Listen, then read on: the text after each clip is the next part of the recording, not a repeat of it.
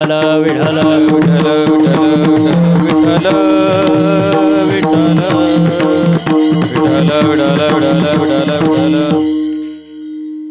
मग आजच्या अभंगामध्ये जगद्गुरु संत तुकोबाराय देवाकडे मागतात. काय करतात? देवाकडे मागतात. आता तुम्ही जाता का मंदिरात? महिला मंडळ अहो मंदिरात जाता का? मग कधी मी गेल्यावर सांगणार का मला? असं बोलत जायचं म्हणजे मला पुढे जायला. मंदिरात जाता ना तुम्ही, काय मागता देवाकडं? काय मागता? काय सुखी भेळ? काय म्हणले? सुखी काय? सुखी ठेव. कोणाला? देवाला. सुखी ठेव कोणाला? मला. आणि बाकीच्यांना? म्हणजे आपण मागतो कोणासाठी? स्वतःसाठी. सर्वांचं भलं कर, पण सुरुवात सर्वांचं भलं कर पण सुरुवात माझ्यापासून कर. आपण स्वार्थी आहे. हो, आपण स्वार्थी. मंदिरात जाता, देवाकडे मागता. आता मंदिराचं तुम्हाला सांगतो, मंदिर भी एक गजब की जगह है. मंदिर भी एक गजब की जगह है. वहाँ गरीब बाहर भीख मांगता है और अमीर अंदर भीख मांगता है. हो बघा, भिकारी बाहेर बसलेला असतो, त्याच्याकडे जर तुम्ही 1-2 रुपये दिला त्याचं समाधान होतं. 1-2 रुपये त्या भिकाऱ्याचं समाधान होतं. पण आतला जो भिकारी असतो तो कोटीनच मागत असतो. मग मला सांगा, खरा भिकारी कोण? पटते का? हा, भिकाऱ्यांचं तर लय अवघड काम झालं. मी एका ठिकाणी कीर्तनाला जात होतो आणि माझ्याजवळ एक भिकारी आला आणि म्हणला, महाराज 1-2 पैसा द्या हो लेकराला, आशीर्वाद लागेल तुमच्या मुला लेकराला. 1-2 पैसा द्या हो लेकराला. मी म्हटलं चला आता आलाय, म्हटलं ठीक आहे.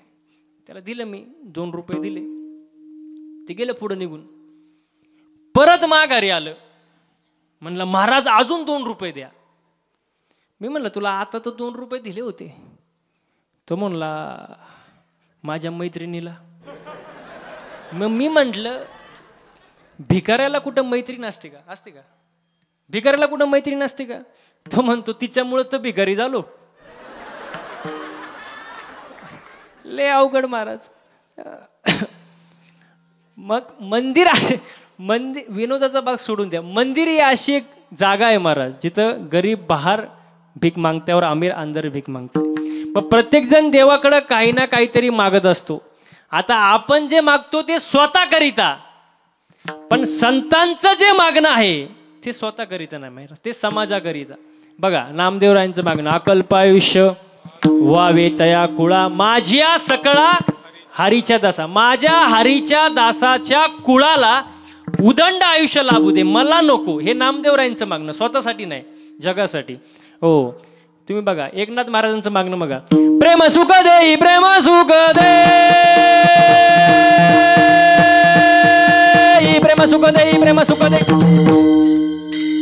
प्रेम सुख दे,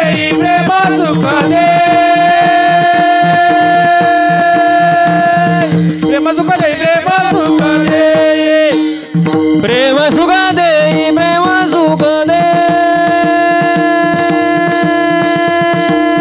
प्रेम सुख दे, प्रेम सुख दे, प्रेम सुख दे, प्रेम सुख दे, प्रेम सुख दे, प्रेम सुख दे, प्रेम सुख दे, प्रेम विना नाही समाधान, समाधान, समाधान. प्रेम सुख दे, प्रेम सुख दे,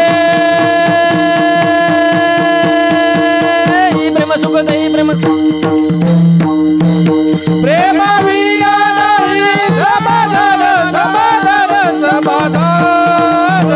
प्रेम सुख दे, प्रेम सुख दे,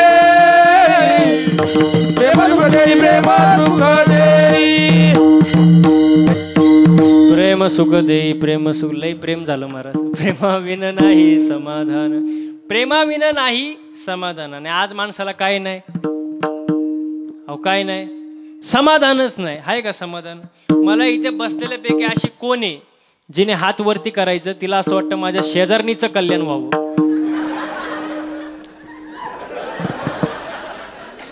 एकाला सुद्धा वाटत नाही, एकाला सुद्धा. खोटं खोटं का होईना पण हात वर केला नाही.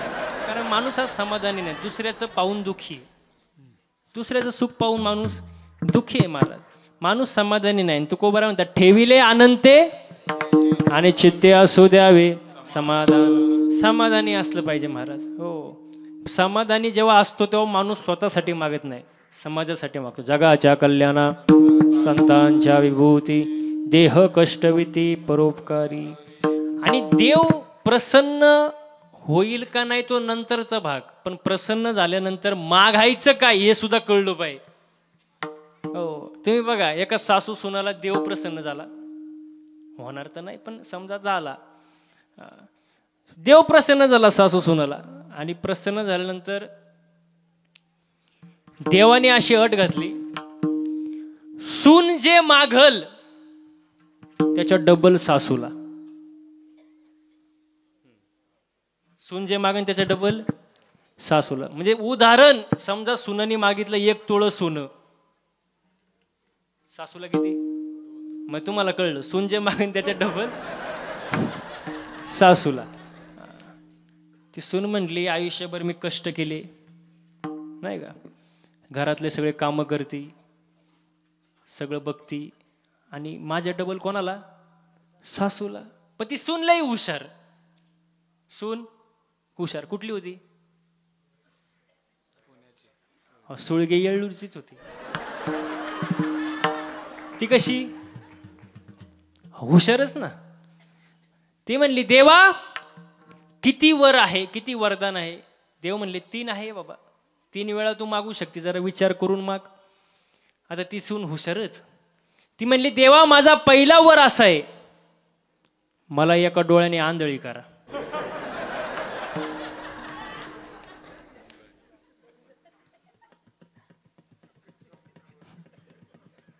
कळलं का नाही? सासूची किती? आंधळी झाली. आता राहिले किती? 2.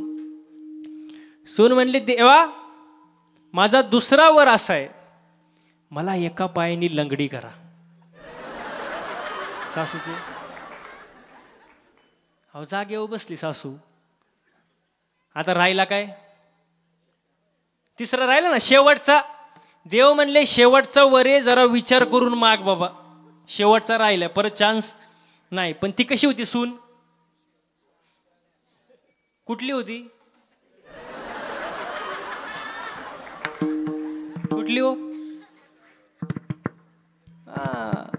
ती हुशारच ना. ती म्हणली देवा माझा शेवटचा वर असा आहे, तिसरा वर असा आहे, मला उग नॉर्मल झटका द्या, उग नॉर्मल अटॅक झटका, त्याच्या डबल. अहो सासू जागेवर गेली, बघता काय मायक.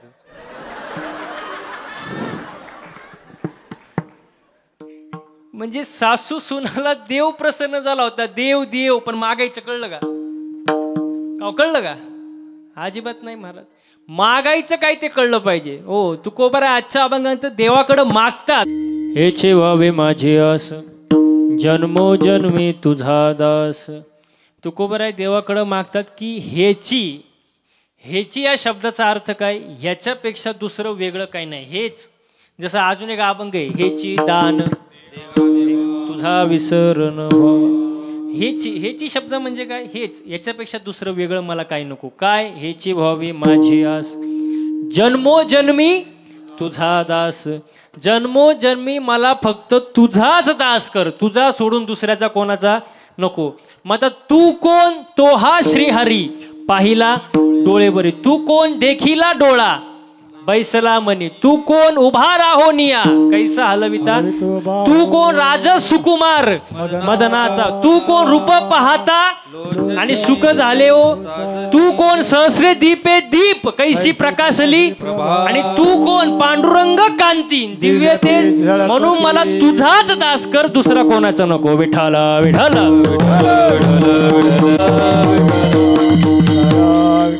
हो, एक एवढीच आस आहे की बाबा मला तुझा दास कर. आणि नुसता एक जन्म नाही, जन्मो जन्मी तुझा दास. हो, आता याच्या पुढं जाऊन तुकोबारा म्हणतात की मला वारकरी कर. पण कशाचा? पंढरीचा वारकरी, वारी चुको नेदी हरी. हो, पंढरीचा वारकरी कर. आता याचा मुद्दा असा आहे, नक्की पंढरीचे वारकरी कोण बाबा? हा पण एक मुद्दा आहे, नीट ऐका. राम अवतारामध्ये, टाळकरी मंडळी, राम अवतारामध्ये प्रभू रामचंद्र रस्त्याने चालले होते आणि गौतम ऋषीची पत्नी कोण? अहिल्या. तिला श्राप दिला होता, काय? तू शिळा होऊन पडशील, दगड होऊन पडशील. आणि ज्या वेळेला प्रभू रामचंद्राचा पायाचा स्पर्श त्या ठिकाणी होईल त्यावेळेला तुझा उद्धार होईल, असा श्राप होता. प्रभू रामचंद्र रस्त्याने चालले होते. आता तेव्हाचे ऋषी मुनी दाढीचा ठा वाढू वाढू, सफरचंद खाऊ खाऊ, दूध पिऊ पिऊ असे जाम झाले होते. त्यांनी पाहिले कोण चालले? पोरग चालले. पण ते कोण होते? प्रभू श्रीराम. प्रभू श्रीरामाचा पाय कशाला लागला? त्या शिळ्याला, त्या दगडाला. हो, आणि शिळा होती मनुष्य झाली. वा वा, मनुष्य झाली. हो, त्या शिळामधून एक सुंदर स्त्री निघाली. आणि साधूचं चित्त चंचळ झालं. साधू म्हणले लई पाहिले पण असे नाही. हो, पायातून बाई काढणारा अजून पाहिला नाही, दगडातून बाई काढणारा पाहिला नाही, बाईमुळे दगड खाणारी पाहिले.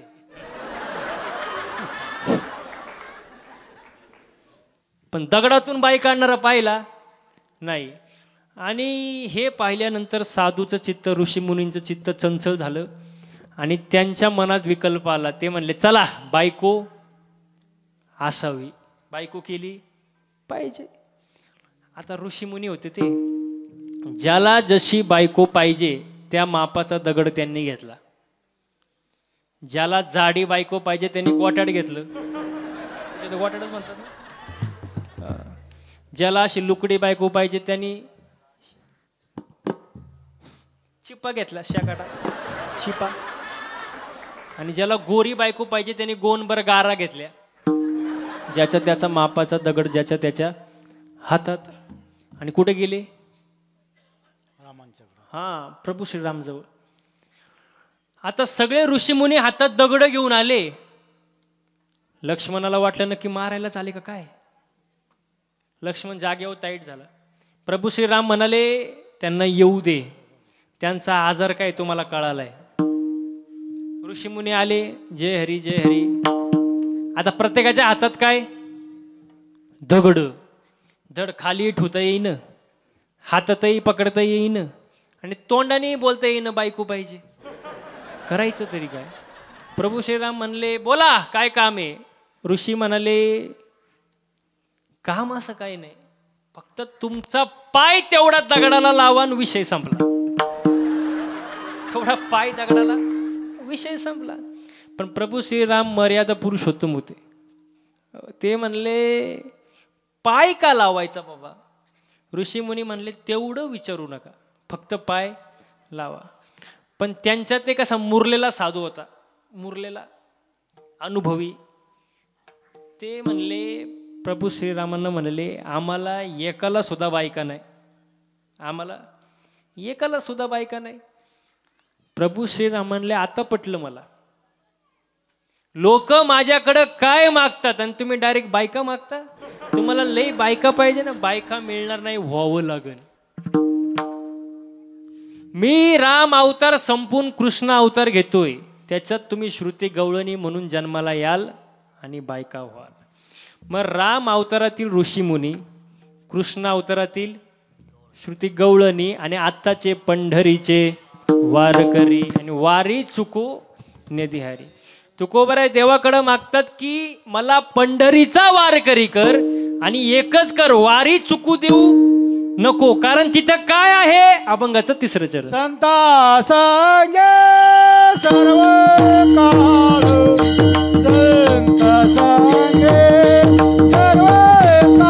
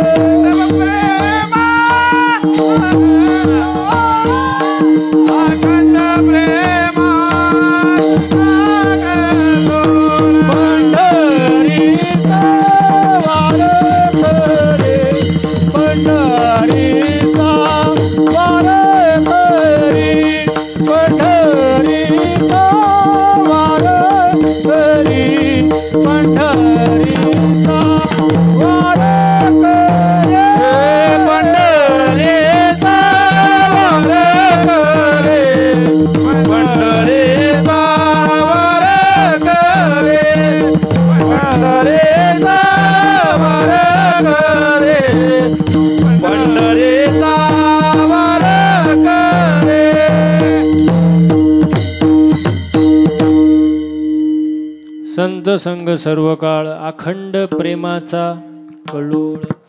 हो, पंढरीचा वारकरी कर माझी वारी चुकू देऊ नको. तिथं काय आहे तर संत संग सर्व काळ. संतांची संगत आहे. संगत कोणाची करावी? संतांची केली पाहिजे. हो, जीवनामध्ये संगत फार महत्वाची गोष्ट आहे. आपले मित्र कसे ते तपासा. 200-300 रुपयाचा केक आणणारा मित्र नसतो. हो, तुम्हाला पार्टी देणारा मित्र नसतो. गरिबीतही आणि श्रीमंतीतही जो तुमची साथ कधी सोडत नाही तो तुमचा खरा मित्र. हो, अख्ख्या जगाने लात मारली तरी चालेल, पण तुमच्यावर जेव्हा प्रसंग येतो तेव्हा तुमच्या पाठीशी जो उभा असतो तो तुमचा खरा मित्र. मला एक सांगा, बसलेली मंडळी, युद्धाला जाताना ढाल कुठं असते? ढाल पाठीशी, आणि युद्ध करताना समोर. मग ढाल म्हणजे तुमचा मित्र. हो, सुखाच्या प्रसंगामध्ये मित्र पाठीशी असावा, आणि जेव्हा तुमच्यावर दुःखाचा डोंगर कोसळतो, दुःख येतं, तो दुःखाचा वार सहन करण्यासाठी, ते दुःख पचवण्यासाठी समोर असावा तुमचा मित्र. तो तुमचा खरा मित्र महाराज. संगत जीवनामध्ये फार महत्वाची. रावण किती श्रीमंत होता तुम्हाला सांगायची गरज नाही, सर्वांना पाठ आहे. रावणाच्या आयुष्यात सगळं होतं, फक्त एकच नव्हतं, साधूची संगत. साधूची संगत नव्हती, आणि त्याचाच भाऊ बिभीषण साधूच्या संगतीत गेला, रामाच्या संगतीत गेला, फुकट लंका कमवून बसला. संगतीला किती किंमत आहे बघा. हो, मंथरा नावाची दासी कैकेयीच्या कानाला लागली, आणि काय घडलं? रामायण घडलं ना. आणि एक दासी नामदेवरायला मिळाली. कोण? जनाबाई. देव दळू लागला. म्हणजे संगत फार महत्वाची महाराज आयुष्यामध्ये. संगत चांगली ठेवली पाहिजे. विठाल विठाल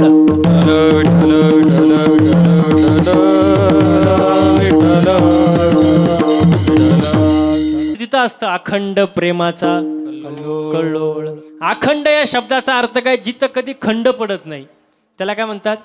अखंड. जसं अखंड हरिनाम सप्ताह, खंड आहे का? वर्ष 15 वय खंड आहे का? नाही, म्हणून त्याला अखंड म्हणतात. मग तसं अखंड प्रेमाचा कल्लोळ. संतांच्या संगतीमध्ये प्रेम असतं, आणि नुसतं प्रेम नसतं, अखंड प्रेम असतं. आणि नुसतं अखंड प्रेम नसते तर प्रेमाचा कल्लोळ असतो. म्हणून तुकोबाराय देवाकडे मागतात की मला संतांची संगत दे, आणि तिथं काय असतं? अखंड प्रेमाचा कल्लोळ. म्हणून संतांची संगती मनोमार्ग आणि आकळावा श्रीपती. हो, संगत संतांची असायला पाहिजे महाराज. परमार्थ आहे. परमार्थामध्ये माणसाचं चालणं, बोलणं, राहणं, उठणं, बसणं, वागणं याच्यात काय झालं पाहिजे? बदल झाला पाहिजे, तेव्हा परमार्थ होत असतो. आणि मी नेहमी एक वाक्य सांगतो, 2 अभंग कमी पाठ असले तरी चालतील, 2 बोल कमी वाजवते आले तरी चालेल, 2 चाल कमी म्हणता आले तरी चालेल, पण परमार्थामध्ये आचरण सर्वात महत्वाची गोष्ट आहे महाराज. संप्रदायामध्ये, वारकरी संप्रदायामध्ये आचरण फार महत्वाचं आहे महाराज. आचरण चुकीचं असेल, परमार्थ कितीही करा, फायदा नाही. तुम्हाला उदाहरण देतो बघा. 60,000 वर्ष तपश्चर्या केली होती. कोणी? वा, विश्वामित्र. 60,000 वर्ष तपश्चर्या. विश्वामित्राची दाढी आहे का? दाढी जमिनीला टेकली होती. दाढी जमिनीला. कोणाची? विश्वामित्राची. किती वर्ष तपश्चर्या? 60,000 वर्ष तपश्चर्या. इंद्र घाबरला वरती. इंद्राला वाटलं आपलं पद जातंय का काय, कारण तपश्चर्या किती आहे? 60,000 वर्ष. इंद्र त्याच्या दाढीला हात लावून बसला, करायचं काय? पण तेवढंच झालं काय, समोरून एक नर्तकी गेली. नर्तकी कळते? नर्तकी गेली. ती नर्तकी इंद्राला म्हणली, इंद्रा, व्हाय आर यू नर्वस? नर्वस काय बाबा तू? इंद्र म्हणला, कॉम्प्लिकेटेड केस. ती नर्तकी म्हणली, what is the problem? Problem काय? इंद्र म्हणला, प्रॉब्लेम इज डेंजरस. विश्वामित्राची 60,000 वर्ष तपश्चर्या झाली, माझं पद जाऊ शकतं. ती नर्तकी म्हणली, Indra you do not take any tension घेऊ नको, मी आहे ना, मी हू ना. त्या नर्तकीने काय केलं, पायात चाळ बांधला. चाळ कळतो ना, पायात चाळ बांधला आणि इंद्राला सांगितलं, आता बघ मी काय करते. तिने पायात चाळ बांधला आणि विश्वामित्रा पुढे जाऊन तो पाय आपटला. काय झालं, अहो डोळेच उघडले त्यांनी. कोणी, विश्वामित्रांनी. तपश्चर्या किती, 60,000 वर्ष तपश्चर्या, आणि डोळेच उघडले त्यांनी. तो म्हणला, बस तुम्हारे बिना मी जी नहीं सकता. ती नर्तकी म्हणली, तुम्ही साधू आहे, साधू सारखं राहा. तो म्हणला, तुम कुछ भी कहो, प्यार प्यार होता है. अहो विश्वामित्र त्या नर्तकीच्या मागं एवढा येडा झाला महाराज, तिच्या मागं कुत्राहून हिंडला. कुत्राहून. विश्वामित्र तपया खानी कुत्रा होनी हिंडे वनी ऐसे बुलले थोर थोर ते जीव किती पामर. सांगण्याचं तात्पर्य, कितीही परमार्थ करा, आचरण जर नसेल तर त्या परमार्थाला किंमत राहत नाही. विठाला विठाला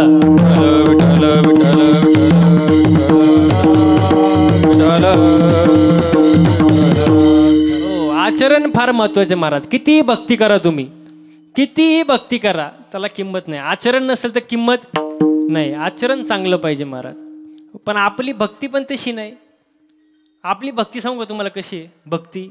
कढीपत्ता माहिती तुम्हाला, कढीपत्ता, कढीपत्ता, कढीपत्ता, अहो कढीपत्ता तुम्हाला हळू बोलल्यावर कळतं का. कढीपत्ता माहिती आहे ना, असं बोला ना मग मोठ्याने. झाडावर असा हिरवागार काय, कढीपत्ता. असं मला आवाज आला पाहिजे बरं का. कढीपत्ता तोडला, जुडीत बांधला आणि बाजारात विकायला आणला. काय, कढीपत्ता. कढीपत्ताला वाटलं, बरं आहे बाबा, झाडाला लटकण्यापेक्षा बाजारात आलोय. पण त्याला माहित नव्हतं पुढं आपल्यासोबत काय होणार आहे.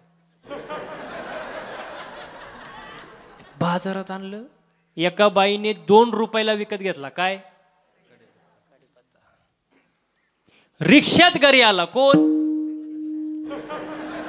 कढीपत्ता. कढीपत्ताला वाटलं, बरे बाबा, झाडाला लटकण्यापेक्षा रिक्षात बसून आलो. पण त्याला माहित नव्हतं पुढं आपल्यासोबत काय होणार आहे. घरी आला, त्या बाईने त्याचे 2-4 भाऊबंद त्याला गाठवले. लसूण, मिरची, कोथिंबीर. तुम्हाला अनुभव वाटत. ते कढीपत्ता म्हणलं, बरं आहे बाबा, झाडाला लटकण्यापेक्षा भाऊबंदात बसलोय. पण त्याला माहित नव्हतं पुढं काय होणार आहे. जसा बाईने गॅस पेटवला, कढई घेतली, तेल टाकलं आणि या साहेबांना खाली घेतलं. कोणाला,